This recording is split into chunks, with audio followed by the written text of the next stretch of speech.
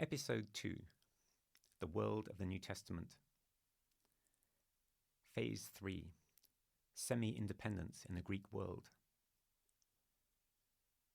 In the last podcast, we recalled the great crisis faced by the Judeans as Antiochus attempted to eradicate Jewish practice in the region.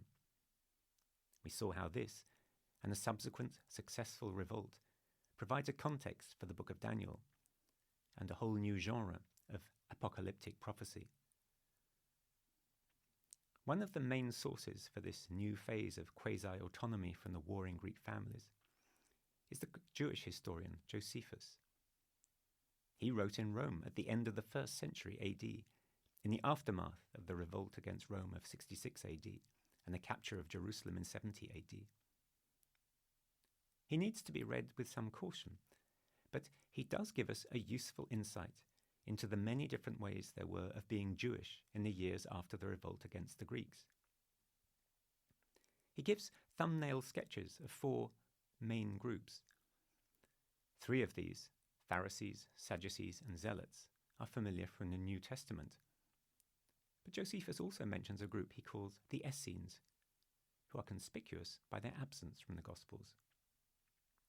He mentions several individual charismatic preachers, not just John the Baptist, but other outlier prophetic figures from the period. We even learn that one of the priests living in exile in Egypt during the persecution built an alternative temple on the border. Josephus's text does talk about Jesus approvingly, but here we have to be careful.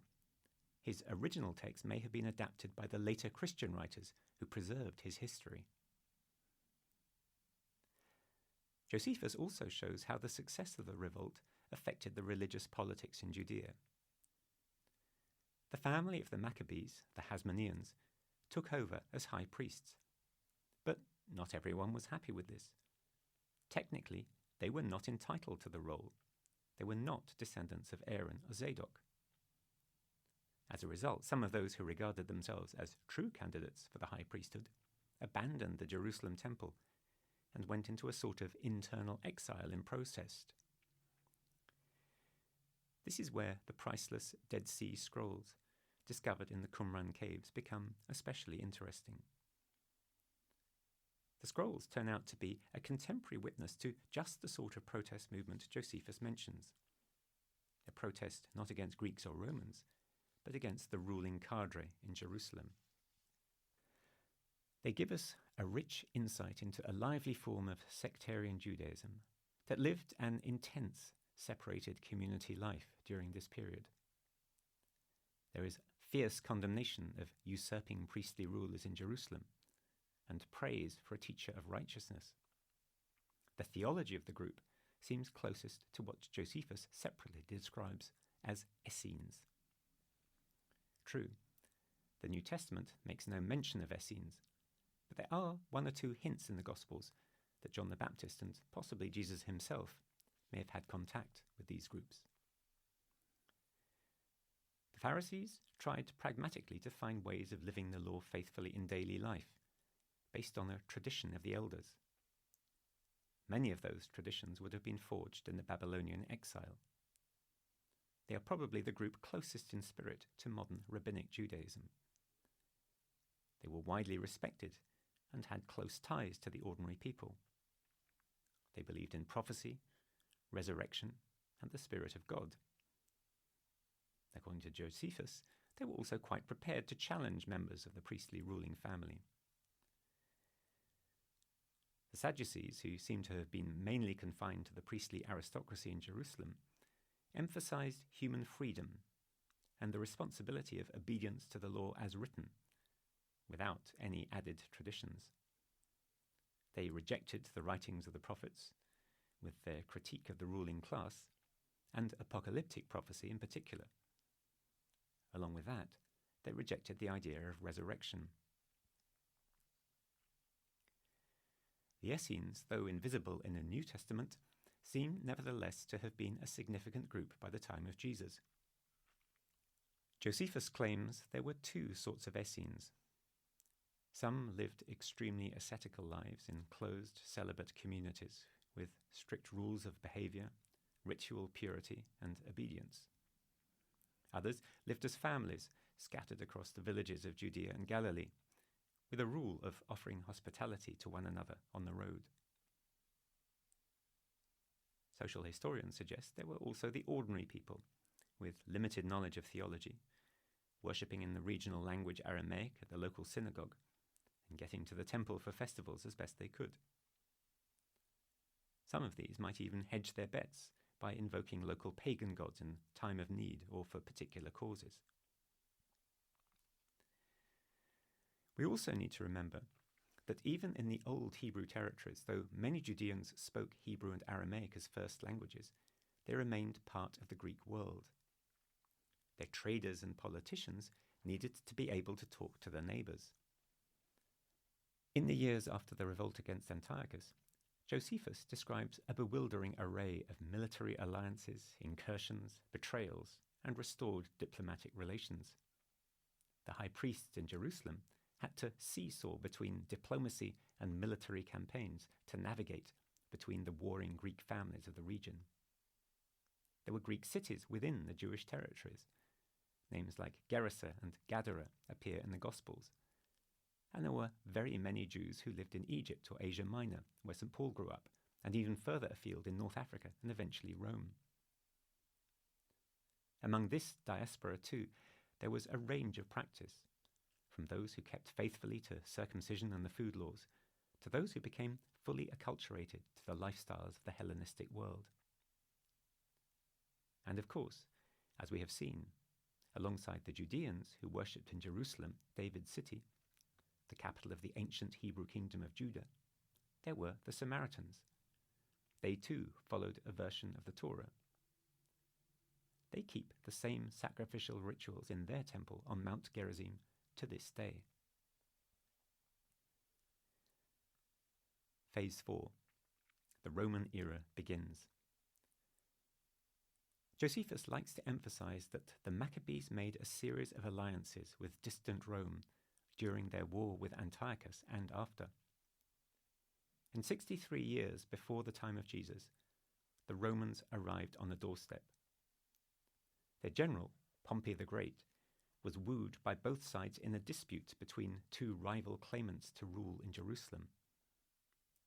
Though he fell out with one of the claimants and put Jerusalem under siege, the other side let him into the city, and he did not treat the Judeans as enemies.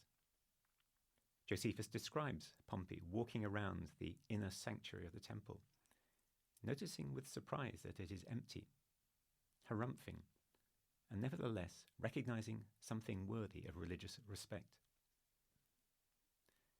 With the agreement of the ruling high priest and the Jerusalem aristocracy, the Jewish territories were now absorbed by the Romans as a client state.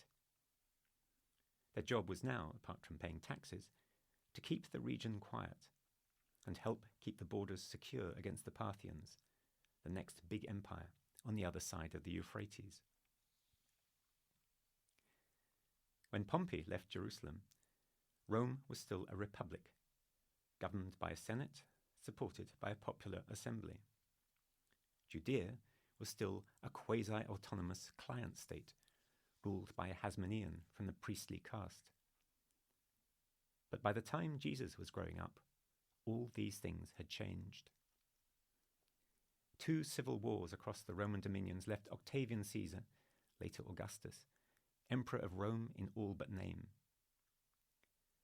Earlier, in Judea, Herod, an ambitious and effective general, had been talent-spotted by Mark Antony and given a leading role in supporting the ruling high priest to hold the line against the Parthians. When the high priest's nephew seized power with the help of the Parthians, Herod went to Rome, where the Senate declared him king.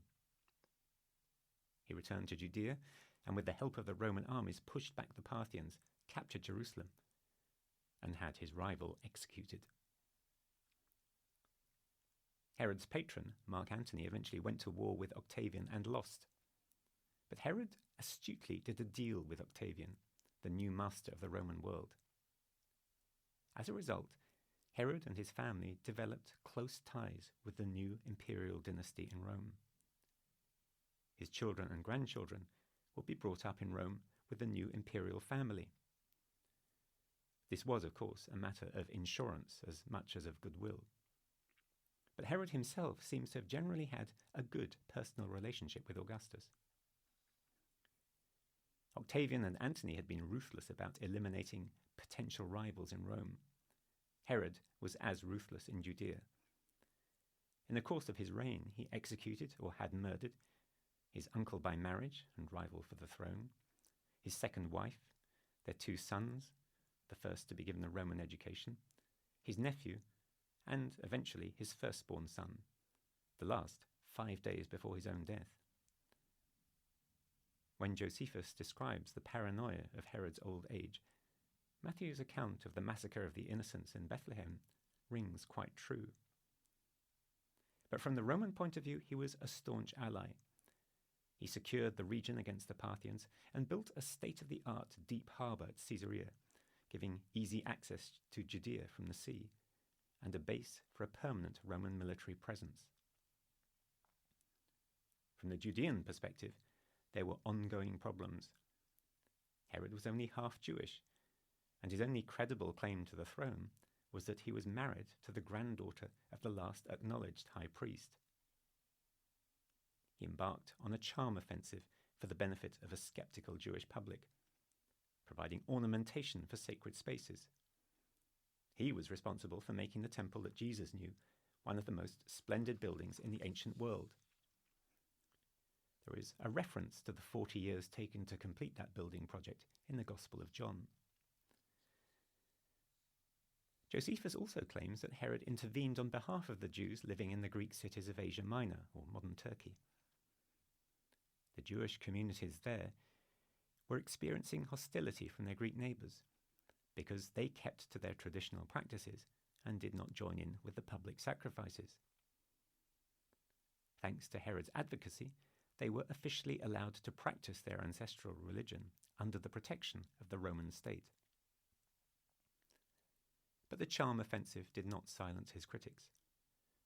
His second wife, Mariamne, was granddaughter of Hyrcanus, the high priest he had once been appointed to support.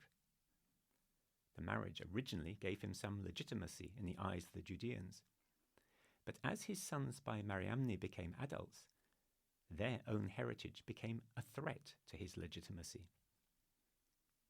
He eventually had both of them executed for treason, and in due course he arranged the killing of Mariamne herself.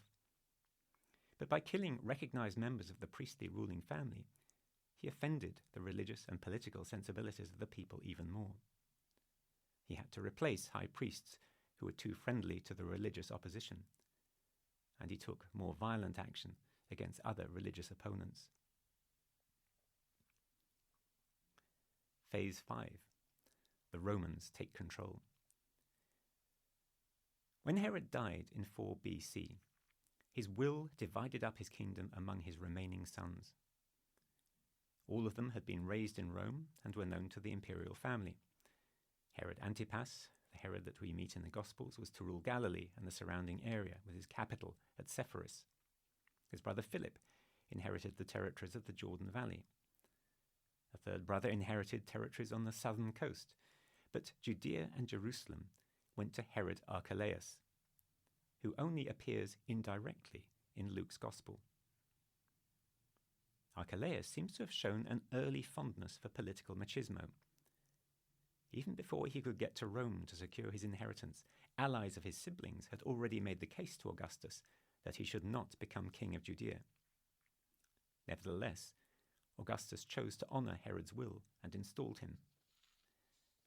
There was resistance, which Archelaus quelled with enthusiastic brutality. Representatives from Judea complained directly to Augustus.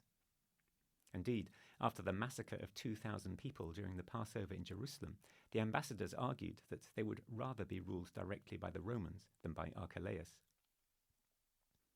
In Luke's Gospel, Jesus taps into that memory when telling a version of the parable of the talents. Augustus gave Archelaus an ultimatum, either to rule with a lighter touch or lose the throne.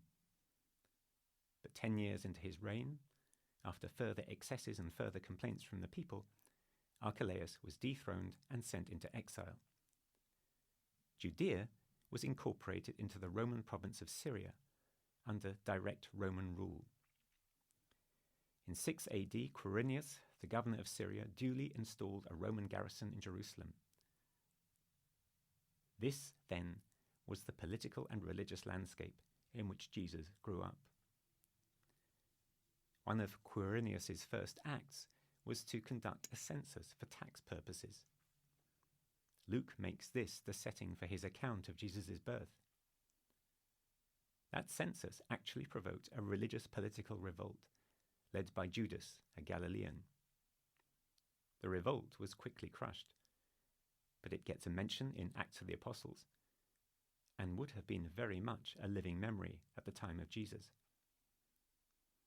According to Josephus, the flame of resistance was kept burning by a religious group of Judeans known as zealots.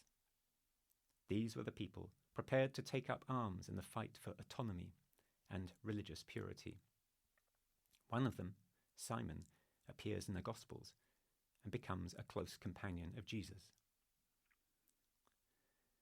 But whatever the feelings of ordinary people, and the Gospels here show a range of responses, resistance was neither realistic for nor of interest to the elites.